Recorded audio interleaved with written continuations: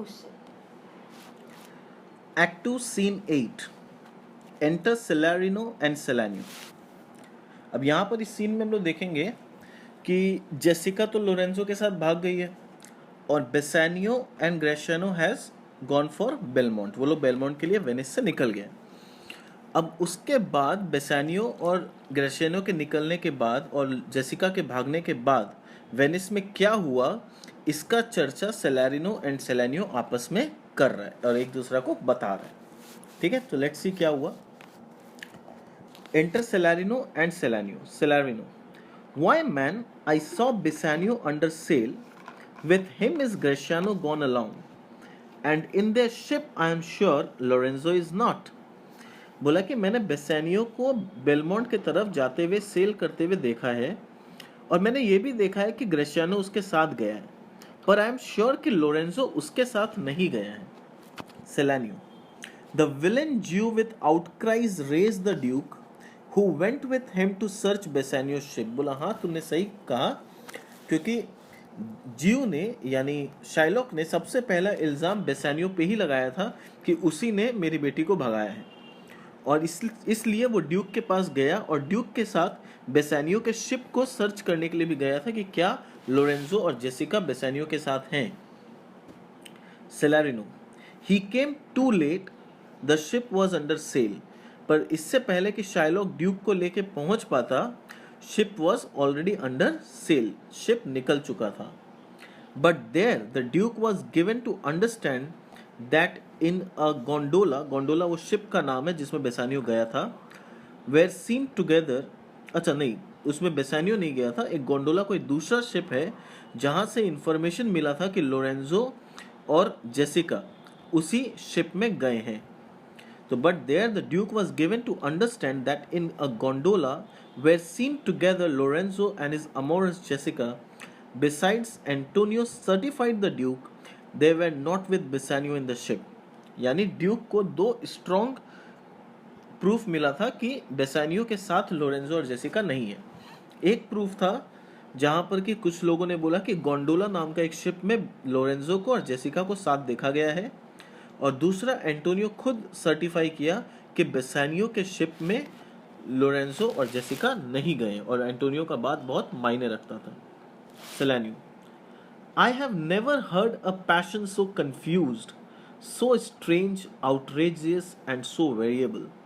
बोला मैंने कभी भी किसी इंसान के गुस्से को इतना कंफ्यूज्ड कंडीशन में नहीं देखा, यानी वो गुस्सा भी कंफ्यूज्ड होके कर रहा है कि उसको गुस्सा करना किस पे। यानी यहाँ शाइलॉक का बात हो रहा है कि शाइलॉक गुस्सा तो है पर क्या चीज को लेके एक्चुअली गुस्सा है वो खुद कंफ्यूज्ड है। एज द डॉग ज्यू did utter in the streets, क्योंकि शाइलॉक को रास्ते में चिल्लाते हुए देखा गया है और वो क्या चिल्ला रहा था, my daughter my ducats, oh my daughter feared with the Christian, oh my Christian ducats, justice, the law, my ducats and my daughter, a sealed bag, two sealed bag of ducats, of double ducats, stolen from me by my daughter, and jewels, two stones, two rich and precious stones stolen by my daughter, justice, find the girl, she had the stones upon her and the ducats।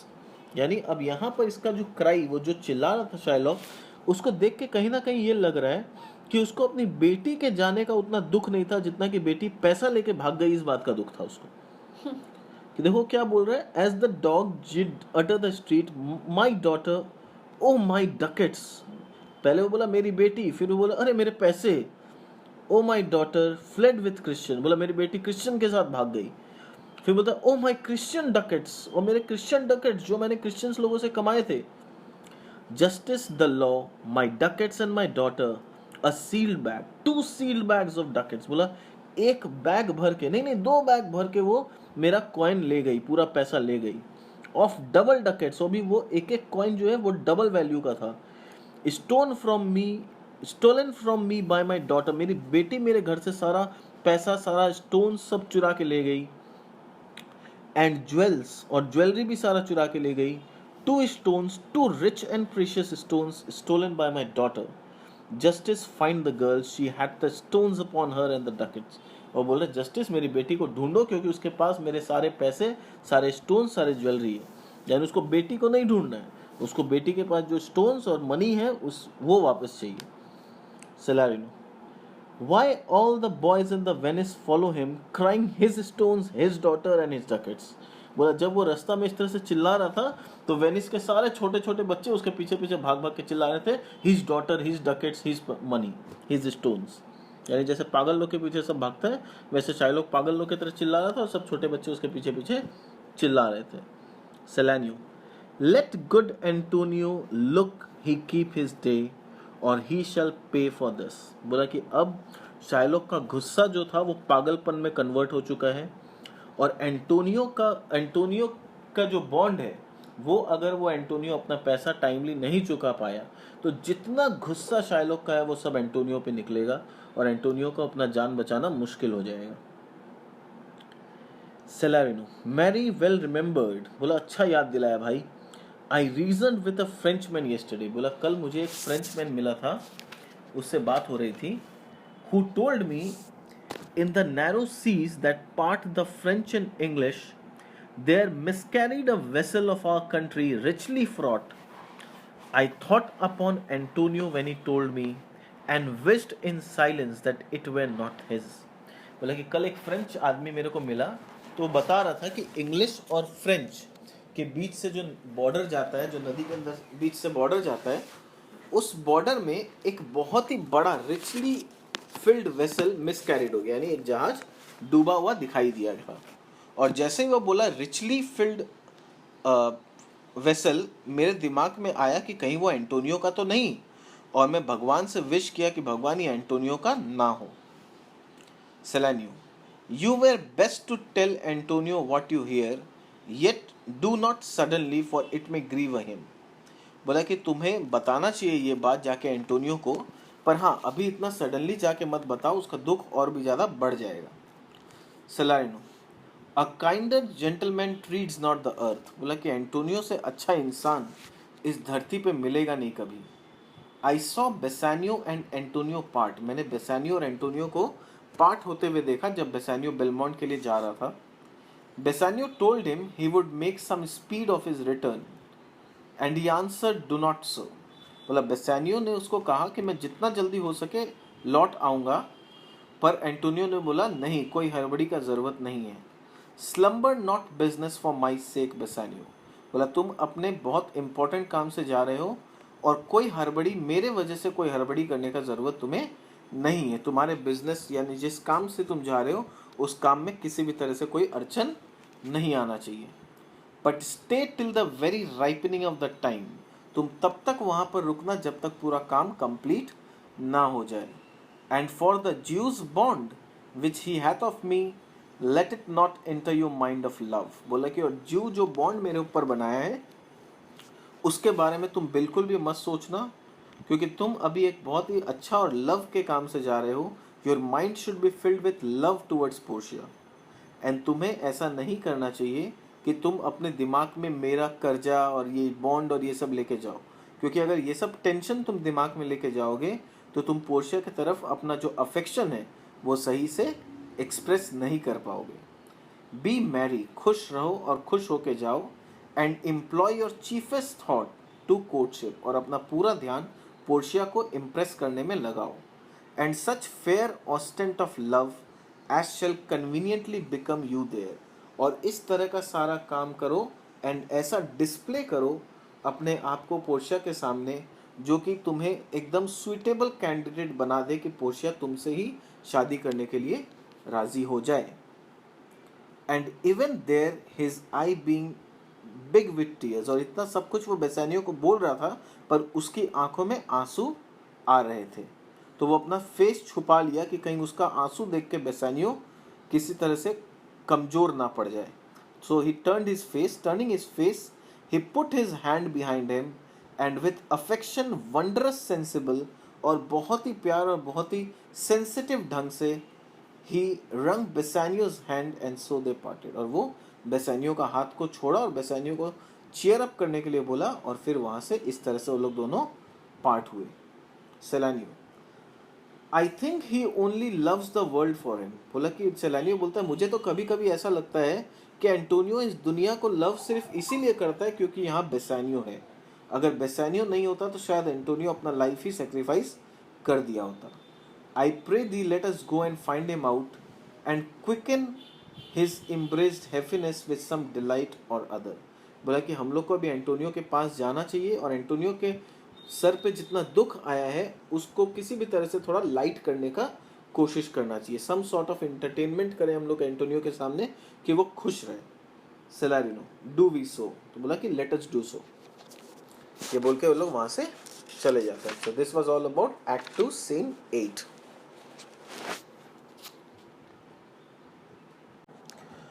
Act 2 scene 9 Belmont. Enter Nerissa and a servant. Nerissa, quick, quick, I pray thee, draw the curtain straight. The Prince of Aragon hath taken his oath. तो अब हम लोग यहाँ इस scene में क्या देखने वाले हैं कि प्रिंस ऑफ एरेगन यहाँ पर अपना कैस्केट चूज करने के लिए आया है and he is also going to make his choice. तो फर्स्ट पर्सन था प्रिंस ऑफ मोरक्को और अभी सेकंड पर्सन है prince of Aragon. Enter Aragon, his train, and Portia, flourish of cornets. Portia, behold, there stand the caskets, noble prince.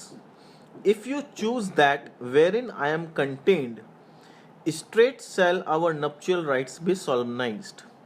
तो Portia बोल रही है, देखिए प्रिंस, वहां पर ये तीनों कैस्केट है। अगर आपने राइट कैस्केट चूज किया, यानी ऐसा कैस्केट चूज किया wherein I am contained, यानी जिसमें मेरा पिक्चर है, straight यानी तुरंत, shall our nuptial rites be solemnized. nuptial rites मतलब वेडिंग मैरिज सेरेमनी जो भी होता है वो अभी के अभी परफॉर्म कर दिया जाएगा। बट इफ यू फेल, पर अगर आप फेल हो जाते हो, without more speech my lord, you must be gone from hence immediately. तो वही बोल रही है कि अगर आप यहाँ पर फेल हो जाते हो तो आपको मेरे से बात करने का भी इजाजत नहीं है, आपको चुपचाप यहाँ से इमीडिएटली चले जाना पड़ेगा। Aragon, I am enjoined by oath to observe 3 things. अब यहाँ पर देखो एरेगन दोबारा रिमाइंड करा रहा है कि कोई भी शूटर जो आता है उसको 3 चीज का ओथ लेना पड़ता है। ये 3 चीज का जो ओथ है उसका पूरा प्ले में अभी तक डिस्कशन नहीं हुआ है। इनफैक्ट ये डिस्कशन मोरक्को के समय हो जाना चाहिए था, पर मे बी शेक्सपियर उस समय इसका डिस्कशन करना भूल गया, इसलिए एरेगन के समय देखो एरेगन के मुंह से इस चीज को रिपीट करवाया जा रहा है कि ऑडियंस को पता चल जाए कि what were the 3 terms and conditions. तो क्या बोल रहा है? First, never to unfold to anyone which casket was I choose, यानी पहला कंडीशन ये है कि मैं बाहर जाके कभी किसी को ये नहीं बताऊंगा कि मैंने कौन सा कैस्केट चूज किया। Next, number 2, if I fail of the right casket, यानी अगर मैं राइट कैस्केट चूज नहीं कर पाया, never in my life to woo a mind in way of marriage, यानी कभी भी लाइफ में कभी किसी को शादी के लिए मैं प्रपोज नहीं कर सकता या मैं कभी किसी से शादी नहीं कर सकता। And number 3, lastly, if I do fail in fortune of my choice, immediately to leave you and be gone, यहाँ से इमीडिएटली जाना और आपसे बिना कोई बात किए यहाँ से निकलना होगा मुझे। तो ये 3 कंडीशन था। तो क्या क्या कंडीशन था? पहला, अगर वो रॉन्ग कैस्केट चूज करता है या जो भी कैस्केट चूज करता है वो बाहर जाके किसी को डिस्क्लोज नहीं कर सकता। दूसरा, वो लाइफ में कभी और किसी से शादी नहीं कर सकता। और तीसरा, यहाँ से पोर्शिया से बिना कोई बात सवाल जवाब किए यहाँ से जाना होगा। Portia, to these injunctions everyone doth swear, बोला कि ये जो कसम है या ये जो टर्म्स एंड कंडीशन है ये सिर्फ आपके लिए नहीं है, हर कोई जो यहाँ पर आता है ये कसम खाता है। That comes to a hazard for my worthless self. अब देखो यहाँ पर पोर्शिया का मॉडेस्टी देखो क्या बोल रही है, जो मेरे जैसे वर्थलेस सेल्फ से शादी करने के लिए आता है वो लोग को ये कसम खाना पड़ता है। तो she is trying to be too modest. Aragon, and so have I addressed me fortune now, तो बोला कि मैंने भी ये कसम खा लिया है। I have addressed means I am prepared my self for this good luck. To my heart's hope, अब बोल रहे हैं अब यहाँ पर मेरे हार्ट का होप तीनों कैस्केट मौजूद है। कौन कौन सा? Gold, silver and base lead. देखो लेड को देखते ही वो लोग का एटीट्यूड सामने आ जाता है कि लेड को देखते ही वो बेस लेड बोला, यानी कहीं ना कहीं उसका एटीट्यूड सामने आ गया कि lead is not his choice. Who chooseth me must give an hazard all he hath. You shall look fairer ere I give her hazard. What says the golden casket? Ha, let me see. तो पहले वो lead casket का instructions पढ़ता है और बोलता है तुम्हारे को और सुंदर होना होगा इससे पहले कि मैं तुम्हारे ऊपर एक पैसा का भी रिस्क लूं, तुम्हारे लिए कुछ भी दाव पे लगाऊं। You have to look more fairer, तुम्हारे को और ज्यादा सुंदर होना होगा। फिर बोलता है what says the golden chest, यानी गोल्डन चेस्ट क्या बोल रहा है? Let me see. Who chooseth me shall gain what many men desire. बोला जो भी मुझे चूज करेगा उसे वो मिलेगा जो कि ज्यादातर लोग पाने की कामना रखते हैं। Shall gain what many men desire. What many men desire? That many may be meant by the full multitude that choose by show, not learning more than the fond eye doth teach.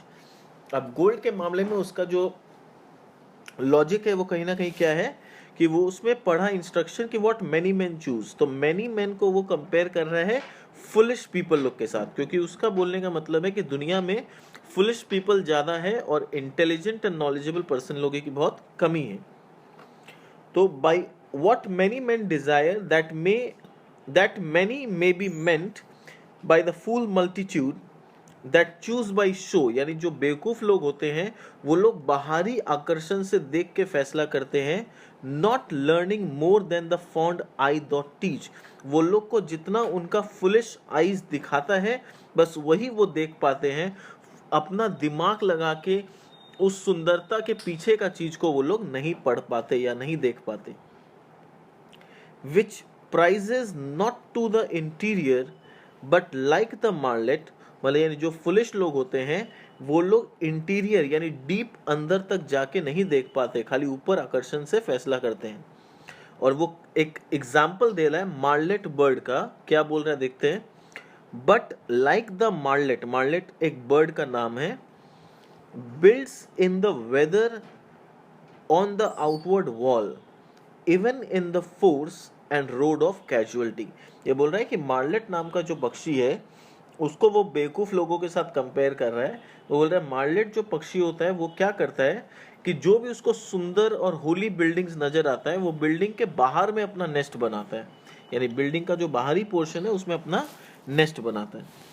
पर उसका अंजाम क्या होता है कि जब भी आंधी तूफान आता है सबसे पहले उसका नेस्ट उड़ जाता है, यानी उसका नेस्ट तबाह हो जाता है, खत्म हो जाता है। तो उसी तरह से जो फुलिश लोग होते हैं जो बाहरी चीज को देख के अपना डिसीजन लेते हैं, जरा सा भी कुछ गड़बड़ होने से उनका पूरा चीज रॉन्ग हो जाता है। I will not choose what many man desire, इसलिए वो रिजेक्ट कर देता है गोल्डन कैस्केट को, बोलता है I am not going to be the fool and I am not going to choose what foolish people desire. Because I will not jump with common spirits, क्योंकि मैं स्पेशल इंसान हूं, मैं कॉमन पीपल लोग की तरह नहीं सोचता और कॉमन पीपल लोग के जैसा बेवकूफ़ी भी नहीं करूंगा। And rank me with the barbarous multitude, और मैं अपने आप को I won't keep my self par with the barbarous multitude people, uncultured people. Why then to thee thou silver treasure house? अब वो आया सिल्वर कैस्केट के पास। Tell me once more what title thou dost bear. अब बोल रहा है एक बार दोबारा से पढ़ता हूं कि सिल्वर कैस्केट क्या प्रॉमिस कर रहा है। Who chooseth me shall get as much as he deserves. तो सिल्वर कैस्केट में क्या इंस्ट्रक्शन है? जो मुझे चूज करेगा उसे वो मिलेगा जो वो डिजर्व करता है। एंड वेल सेड सो, तो उसका ये इंस्क्रिप्शन देखो, पहले इसको इम्प्रेस कर गया, यानी प्रिंस ऑफ एरेगन को ऐसा ही लगता है कि दुनिया में इंसान को वही मिलना चाहिए जो वो डिजर्व करता है। तो ये इंस्क्रिप्शंस पढ़ के उसको बहुत इंप्रेशन फील हुआ। And he said well said so, for who shall go about to cozen fortune, cozen यानी cheat fortune, and be honourable without the stamp of merit. बोला कि इस दुनिया में कोई भी ऐसा इंसान नहीं है जो फॉर्चून यानी भगवान को चीट कर सके और वो चीज पा सके जो वो डिजर्व नहीं करता है। Let not presume to wear an undeserved dignity.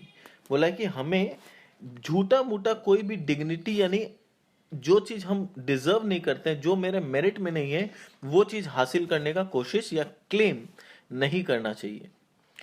Oh that states degrees and offices were not derived corruptly and that clear honor were purchased by the merit of the wearer, how many then should cover that stand bare। अब इसको एक एक line एक एक word को बहुत ध्यान से समझना, क्या बोल रहा है। ओह दैट स्टेट्स, स्टेट्स का मीनिंग यहां दिया हुआ है प्रॉपर्टीज, डिग्रीज यानी सोशल पोजीशंस, ऑफिसेज यानी high positions in the government offices, were not derived corruptly, अगर ये सारी चीजों को कोई करप्शन से अक्वायर ना करे, यानी वो बोल रहे हैं आज का सोसाइटी ऐसा हो गया है कि यहाँ पर प्रॉपर्टीज, सोशल पोजीशन, गवर्नमेंट में हाई पोजीशन लोग करप्शन के जरिए हथिया ले रहे हैं। जो लोग डिजर्व करता है उन लोग को नहीं मिल रहा है, और जो लोग डिजर्व नहीं करता वो लोग करप्शन के जरिए उस पोजीशन पे आज बैठा हुआ है। अगर ऐसा ना हो, that clear honour were purchased, वो लोग अगर ये सारा चीज अपना इज्जत से और ईमानदारी से कमाएं और हासिल करने का कोशिश करें, by merit of the wearer, अगर ऐसा हो सोसाइटी में कि जो एक्चुअली डिजर्व करता है उसे ही ये चीज मिले और जो डिजर्व नहीं करता है उसके ना मिले, how many then shall cover that stand bare. Cover का मतलब ये है कि कवर मतलब जो अपना माथा में हैट पहन के चलते हैं, they are like respectable people in the society, और जो लोग हैट नहीं पहन के चलते हैं यानी बेयर चलते हैं, they are like low class people of the society. तो उसी से कंपेयर करके बोल रहा है जो लोग आज हैट कवर करके चल रहे हैं क्योंकि वो लोग करप्शन से हाई पोजीशन पे पहुंचे हैं, अगर फॉर्च्यून आए और उनका फैसला करे तो वो लोग का हैट उतर जाएगा, यानी वो लोग हाई पोजीशन से लो पोजीशन पे आ जाएंगे। How many B commanded that command, बहुत सारे लोग आज दूसरे लोगों के ऊपर कमांड कर रहे हैं यानी ऑर्डर कर रहे हैं, अगर फॉर्च्यून उनका सही फैसला कर दे तो वो लोग कमांड सुनने वाले हो जाएंगे, कमांड देने वाले नहीं रहेंगे। How much low peasantry, low peasantry का मतलब है बेस और low class people, how much low peasantry would then be gleaned, यानी उसके बाद कितना सारा जो लो क्लास पीपल है वो लोग गैदर हो जाएंगे, would then be gathered from the true seeds of honour, यानी उन लोग को वो रेस्पेक्ट मिलेगा, वो इज्जत मिलेगा जो कि वो लोग डिजर्व करते हैं। Children of the persons of high rank, ठीक है, क्या बोल रहा है, how much low peasantry would then be gleaned from the true seeds of the honour. True seeds of the honour मतलब जो लोग ट्रूली ऑनरेबल पोजीशन पे बैठे हैं वो लोग का सीड्स ऊपर आएगा और वो लोग एक्चुअली वो पा पाएंगे जो वो डिजर्व करते हैं। And how much honour picked from the chaff and ruins of the time, और जो लोग आज एकदम तबाह हो गए हैं, रुइन हो गए हैं, अगर फॉर्च्यून उनका फैसला करे तो वो रुइन चीज पता चलेगा कि वो लोग को एक्चुअली डिजर्व करना चाहिए था। The low and the humble outcast made poor by the times, यानी जिन लोग को समय ने गरीब बना दिया उन लोग आज हाई पोजीशन पे होते अगर उनका सही फैसला हुआ होता फॉर्च्यून के नजर से। तो to be new varnished, to be new varnish मतलब वो लोग आज दोबारा से हाई पोजीशन पे आ जाएंगे अगर फॉर्च्यून उनका ट्रू ढंग से मेरिट के बेसिस पे फैसला करेगा तो। Well but to my choice who chooseth me shall get as much as he deserves, I will assume desert give me a key for this. I will assume desert का मतलब बोल रहा है I will lay claim to the merit, यानी मैं claim करता हूं कि मैं तुम्हें डिजर्व करता हूं और इसीलिए मैं सिल्वर कैस्केट को चूज कर रहा हूं। Give me the key for this and he instantly unlock my Fortune here, और वो इंस्टेंटली की से अपना फॉर्च्यून को अनलॉक कर रहा है। Portia, too long a pause for that which you find here. अब वो जब कैस्केट को अनलॉक किया तो उसको कुछ फनी सा चीज उस बॉक्स में मिला और पोर्शिया उस पर कमेंट करती है कि इतना लंबा सोचने के बाद आप सिर्फ यही डिजर्व करते थे। यानी एरेगन जो इतना लंबा चौड़ा भाषण दिया, इतना सोचा, और उसके बाद उसको मिला क्या? देखते हैं क्या मिला।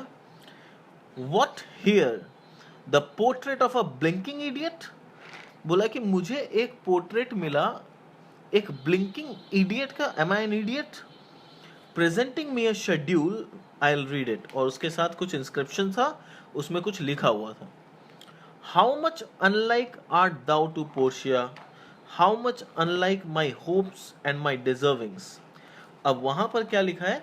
You are very much unlike Portia, यानी तुम जो भी हो, तुम मेरी बेटी पोर्शिया के जैसे नहीं हो।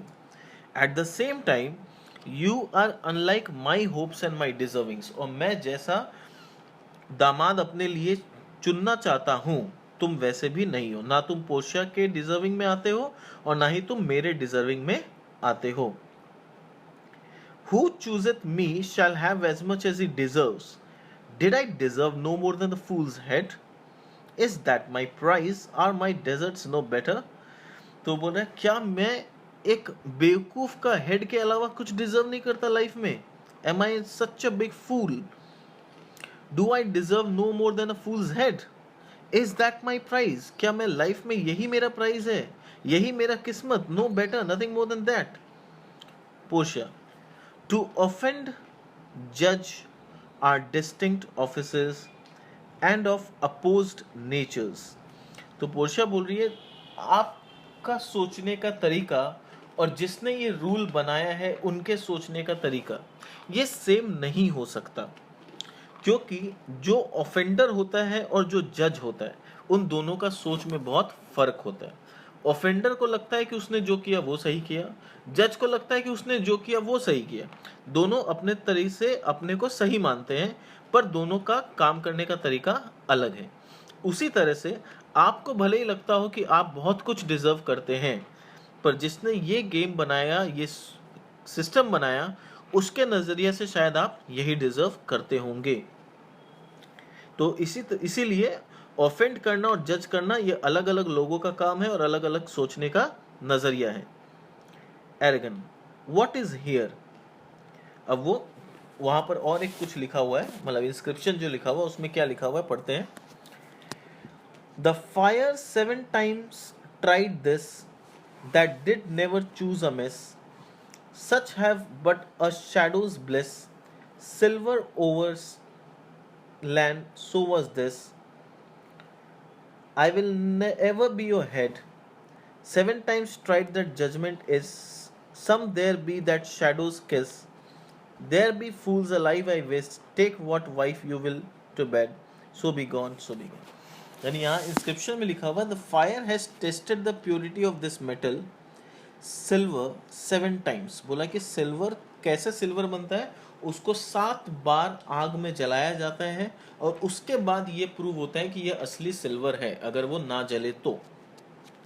The judgement that never goes wrong in choosing is a judgement that is tried 7 times. बोला कि जब भी कोई जजमेंट करो तो उसको 7 बार चेक करो, और ऐसा जजमेंट जो होगा वो कभी गलत नहीं हो सकता। There are some people who run after empty shows. कुछ लोग होते हैं जो बाहरी सुंदरता के ऊपर भागते हैं। Such people get only unreal happiness. ऐसे लोगों को रियल हैप्पीनेस नहीं मिलता, उनको सिर्फ बाहरी दिखावा का खुशी मिलता है। They are certain fools. बोला कि दुनिया में बहुत सारे ऐसे fools होते हैं। There are certain fools who are attracted to the exterior hides of their folly. Whose attractive exterior hides their folly. बोला बहुत सारे फूल ऐसे होते हैं जो बाहर में देखने में तो बहुत सुंदर होते हैं, पर अंदर से सबसे बड़े बेवकूफ होते हैं। In the same way the head of this fool was kept in the silver casket. और उसी तरह से ये सुंदर सा दिखता हुआ कैस्केट के अंदर एक फूल का हेड था. I will always be there as a symbol of your folly. तो तुम ये फूल का हेड ले जाओ और रोज अपने आप को याद दिलाना कि तुम एक फूल से बड़े और कुछ नहीं हो. You are just a fool, so be gone. You have never been properly dispatched. You have been properly dispatched. I will appear to be more foolish if I stay here for a longer time. तो देखो क्या बोल रहा है. Still more fool I shall appear by the time I linger here. बोला कि already मैं एक फूल प्रूव हो चुका हूँ, और अगर मैं जितना ज़्यादा देर यहाँ रुकूंगा मैं अपना इस प्रूफ को और बढ़ावा देते रहूंगा, यानी मैं उतना ही बड़ा बेवकूफ़ नजर आऊंगा। With one fool's head I came to woo but I go away with two. मैं एक बेवकूफ़ इंसान का हेड लेके आया था अपने साथ, और अब दो के साथ जा रहा हूँ, एक उसका खुद का और एक उसको जो ये गिफ्ट मिला। Sweet adieu I keep my oath patiently to bear my wroth. बोला कि farewell Portia, I will keep my promise, जो भी प्रॉमिस मैंने किया है मैं उस प्रॉमिस को पूरा निभाऊंगा। Extant, arrogant, and trained. Portia. Thus had the candle signed the moth. Oh, these deliberate fools! When they do choose, they have the wisdom by their wit to lose. अब देखो Portia को क्या बोल रही है? In this way, just as arrogance life has been undone here, the moth is burnt by the candle's flame. अब यहाँ पर कंपेयर किया जा रहा है सूटर्स के लाइफ को मौत के लाइफ के साथ। जैसे कि जो मौत होता है, मौत मतलब पता है क्या होता है? एक पक्षी होता है, एक कीड़ा जैसा होता है, जो चांद को पाने का कोशिश करता है, और जब कैंडल को जलता हुआ देखता है तो उसको लगता है ये चांद है, और वो चांद को पाने के लिए उस कैंडल के फ्लेम में घुस जाता है और अपने आप को जला लेता है। तो उसी तरह से ये पोर्शिया कंपेयर कर रही है कि ये जो कैस्केट का चॉइस मेकिंग सिस्टम है, ये उस जलता हुआ कैंडल का फ्लेम के जैसा है। और जो सूटर्स लोग आए हैं या आते हैं, वो लोग उस इंसेक्ट के जैसे, मौत के जैसे हैं। वो लोग यहाँ पर अट्रैक्ट होके आते हैं और अपना लाइफ को खराब करके जाते हैं। तो उनसे कंपेयर कर रही है। Oh these man becomes fools knowingly when they make a choice they have the wisdom to loose.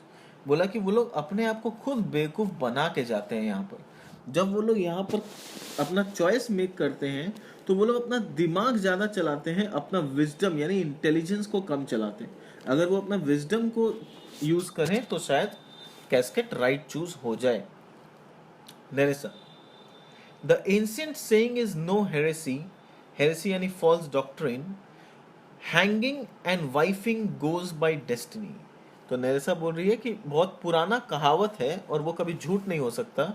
That is being hanged and finding a wife are matter of chance और लक। बोला कि किसी को फांसी का सजा मिले या नहीं मिले, वाइफ मिले या नहीं मिले, दोनों मैटर ऑफ चांस है और मैटर ऑफ लक है। Portia, come draw the curtain Nerissa. तो बोली चलो कर्टन्स वापस लगाओ। Enter a servant. तो उतना में सर्वेंट आता है। Where is my lady? Here, what would my lord? अब यहाँ पर देखो पोर्शिया का सेंस ऑफ ह्यूमर देखो। यहाँ पर जो मैसेंजर आया, he is a servant to Portia, वो पोर्शिया का नौकर है, पर वो बाई मिस्टेक किस तरह का सेंटेंस बोल दिया, where is my lady.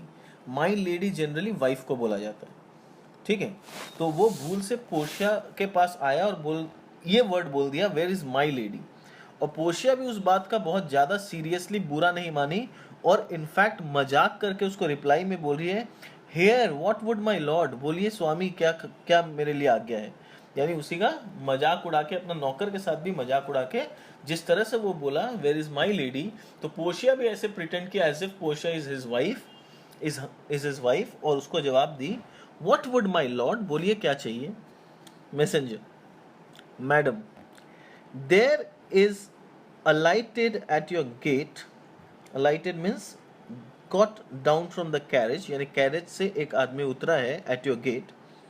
A young Venetian, one that comes before to signify the approaching of his lord.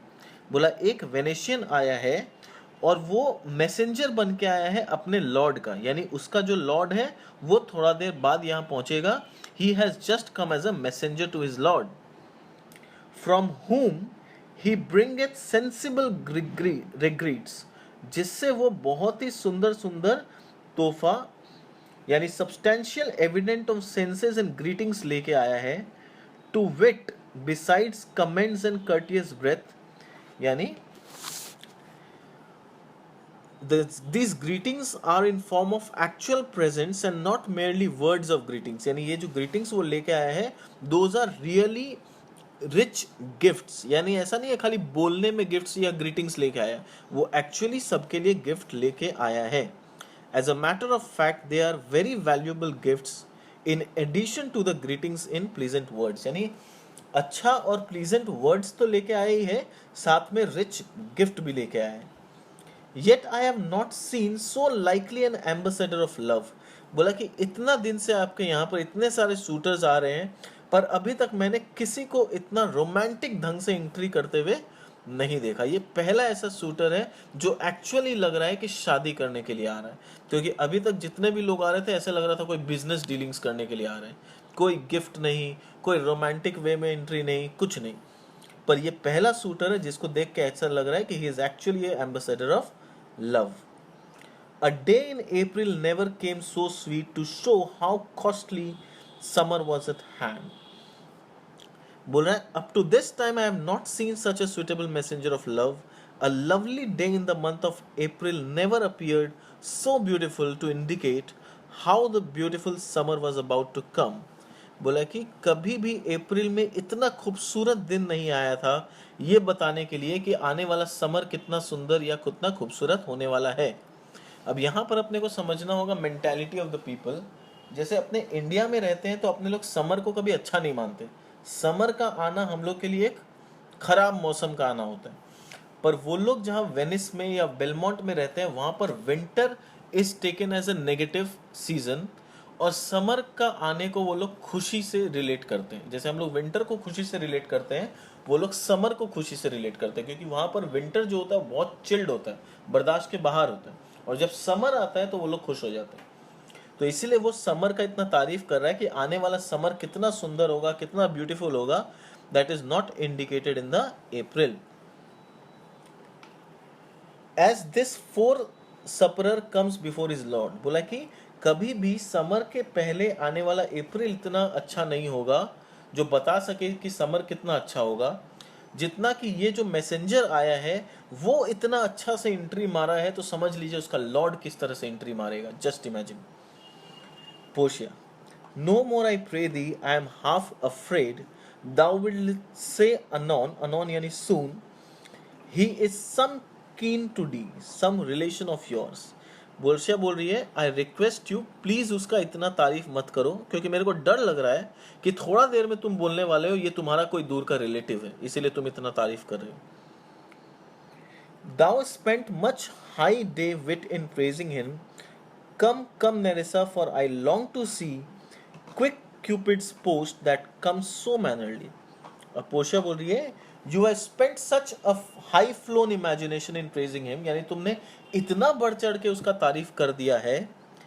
Come, Nerissa, I have a great desire to see this messenger. मेरे को बहुत मन कर रहा है देखने के लिए कि आखिर ये मैसेंजर है कौन. Who has come so courteously from the swift god of love, Cupid. जिसने इतना अच्छा और इतना सुंदर ढंग से एंट्री किया है मेरे घर में कि मेरे नौकर लोग सब उससे इंप्रेस हो गए. देखे तो सही आखिर ये है कौन.